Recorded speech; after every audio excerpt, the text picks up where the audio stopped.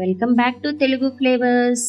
School నుంచి వచ్చిన పిల్లలకి ఇవ్వడానికైనా లేదా స్నాక్ బాక్స్లో పెట్టడానికైనా ఒక మంచి హెల్దీ అండ్ టేస్టీ స్నాక్ కోసం చూస్తున్నారా? అయితే ఈ సోయా కబాబ్ తప్పకుండా ట్రై చేయాలి మీరు.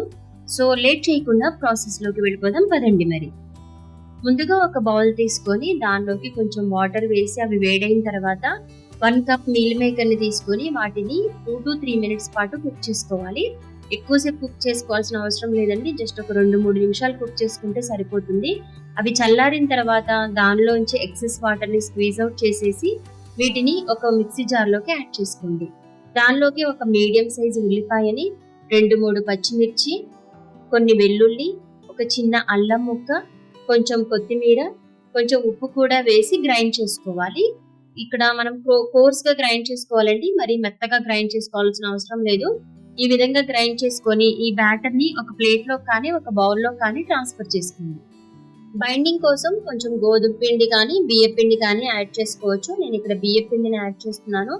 3 to 4 టేబుల్ స్పూన్స్ బియ్య పిండి అయితే పడుతుందండి. దానిలోకి కొంచెం పెప్పర్ పౌడర్, ధనియా పౌడర్, గరం మసాలా పౌడర్ కూడా వేసి వీటన్నింటినీ మంచిగా మిక్స్ చేసుకోవాలి.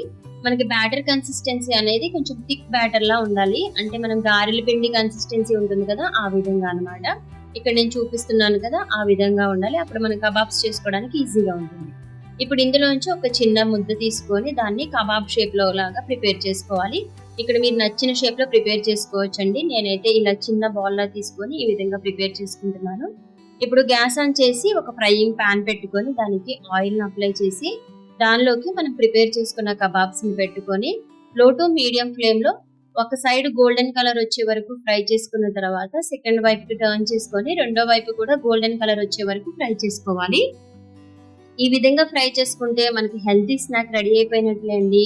ఇదైతే టేస్ట్ చాలా బాగుంటుంది. పైనేమో క్రిస్పీగా ఉంటుంది, లోపల సాఫ్ట్ గా ఉంటుంది. పిల్లలు కూడా చాలా బాగా ఇష్టపడి తింటారు.